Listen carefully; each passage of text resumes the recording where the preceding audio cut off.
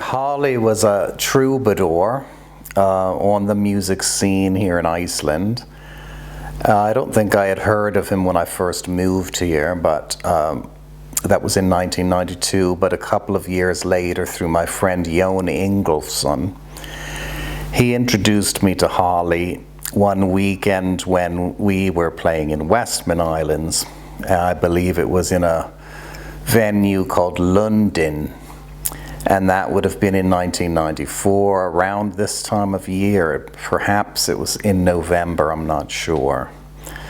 But I think I just was hired to do one night with Jón Ingolfsson, and then Holly would join us for the big finale on the Saturday night. And I met him then, and I was really, really impressed with his music.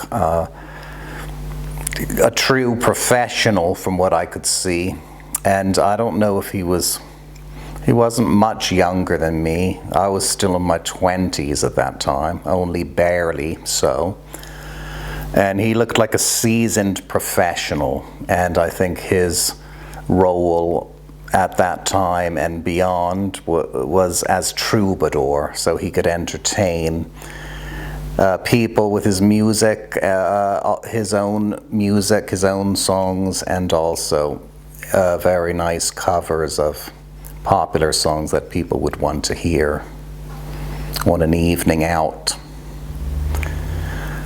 So yes, he joined us on that Saturday. I was very happy to meet him. Very enthusiastic fellow, I must say. If I recall, that was what impressed me most, that he had energy about him, especially anything regarding his own music and his plan with his music. Lots of enthusiasm. I was very pleased about a year or two later. I'm not so clear with the dates, but a year or two later, I believe he then put out his own album. I don't know if it was his first one. I have to check on that. But his album did get some attention, and I remember hearing his songs on the radio, and I thought, oh, he's doing good, this fella. And perhaps I would run into him now and again. To my knowledge, I don't believe I played on any of his records until the last one that came out.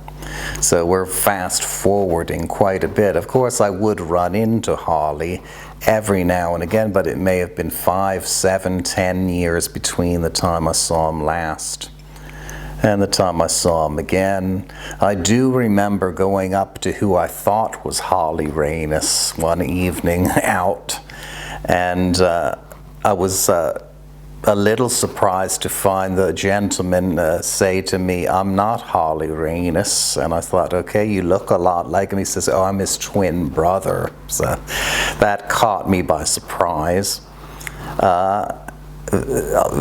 Almost identical, really. At least to my eyes, he was, so that was interesting. But that gave me a chance to ask about Holly and what he was doing. I was delighted one evening to get a message on Facebook from Holly. I think I was in Utland at the time, abroad on a tour, and he says, "Please give me a call when you get back." And I thought, okay, he's brewing up something good here with his music, and I was curious to see what he wanted, and then he revealed to me that he was making a new album in a good studio with lots of nice acoustic instruments, very nice acoustic folky country flavor. He says, "We want you on the fiddle." And I was just pleased to hear that, where the fiddle can lend its significance to certain types of music. That's when I do my best work, when I think that, oh, the fiddle, yes, it does belong in this. And he sent me some demos, or at least unfinished versions of the songs he intended to record on this album. And I think I got to pick one or two we didn't know how much I would play on the album. It was unclear. But he booked the date, and I was very happy to come into Studio Paradis and start working on it and see if I can knock it out in one whole session, because I'd been listening to the songs and really liked what I heard. I believe I played on 2 or 3 songs on that album. I think those were all his own original songs. And I met his musical partner Vigdis, whom I probably had met many years before through a mutual band member, Ingvar Jonsson. And nice to hear a new sound musically on his project. New instruments, new sound, female voice. Very nice to work to those songs. And he was easy to work with, very relaxed, but he had a good idea what he wanted. So he was producing his own project, as far as I know. And the result was good, and he was pleased with that, and then told me that there would be a rather important concert in conjunction with the release of that record, of that CD.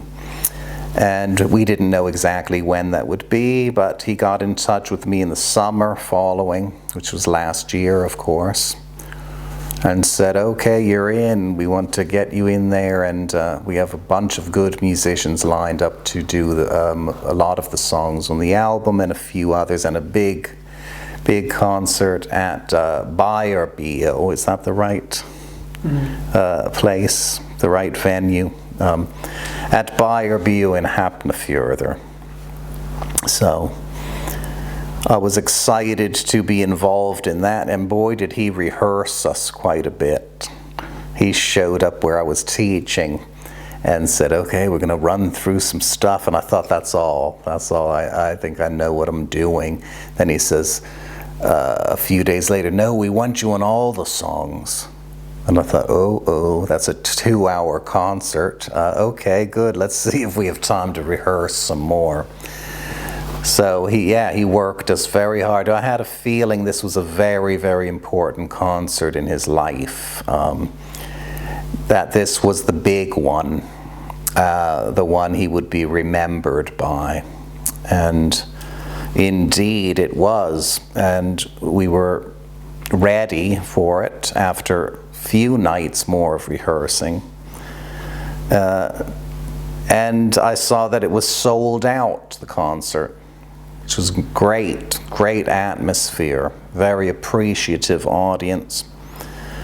And okay, my knowledge of Icelandic isn't wonderful, but he told plenty of stories that evening of his experiences, along with the songs and the inspiration behind the songs he had written.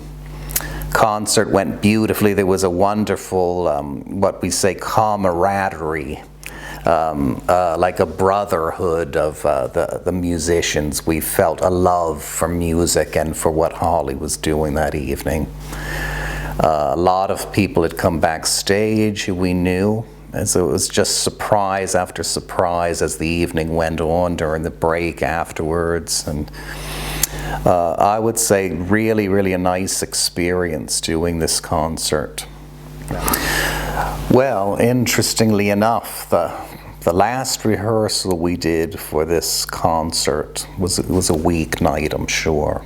And I think Holly had mentioned to me, or to us as we finished our rehearsal, that his album was being featured on Rouse Tour as the album of the week. And he was so excited, he was beaming with joy, I could see it. He was so proud. And I thought, okay, oh, wow, that's something. And you know what, I put on the radio, it just on my drive home to Selfoss after the rehearsal, it so happened they were playing most of the album in succession. quite a few of the songs on the album they played right in a row with no interruption. I couldn't believe that. So I was treated to this wonderful music because I hadn't really heard all the songs yet. I didn't think I had my copy yet. Or if he had sent it, I hadn't quite opened it up and listened to it yet. So I loved the music. I loved all the songs on his album. And maybe I'm a little bit partial to the ones I played on, you know.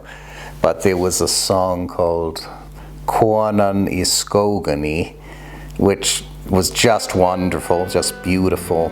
And okay, you're gonna have to help me with the other title. I Timens Sandi. Is that right? Oof. Very, very nice, and so I have good memories playing on those songs. It was just so nice to drive down the road, no traffic, no cars in sight, and there listening to this wonderful new album of Holly's. I was so proud of him, actually. I had heard there would be a funeral for Holly on a certain date. Was it on a Friday? Is that right? So yeah, I had heard there was a funeral planned on Friday in Seljakvervi, in the church there. And I did plan to attend and bring my wife if possible. But a day later, a day after I heard about the funeral plans, Sigurgeir, who's my good friend, my new friend actually, called me up very sincerely and asked if I would like to take part in the music that would be played. And I was very flattered that he asked me, and he let me know that he was asked to be in charge and organize the songs and the rehearsals and the musicians. I thought, wow, this is going to be something special when he told me of these wonderful players that were going to be involved. And we had just a beautiful rehearsal up at Seljakirkja.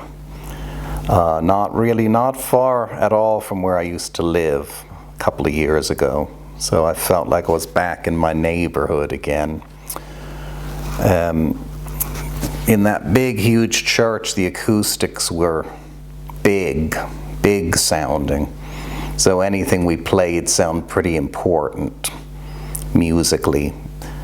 And we rehearsed over 2 hours, ran through tons of songs, and narrowed them down to the ones we thought would be most fitting. And everything went just fine. Then I was asked if I would play in the, I don't know what you call it in Icelandic, but the music played before the ceremony, the service starts. And they wanted, Sigurgeir wanted half an hour of music, just instrumental. So we did a lot of that without much rehearsal. And we trusted that we were good enough musicians to make something nice out of it. And I knew I had to concentrate because he gave me all the solos, or most of them at least. The melodies he wanted on the violin. And it being a sad event, I do believe that the music had somewhat of a healing quality on the people. That's what I felt while I was playing. And I think we all rose to the occasion, played some very beautiful music before the service started.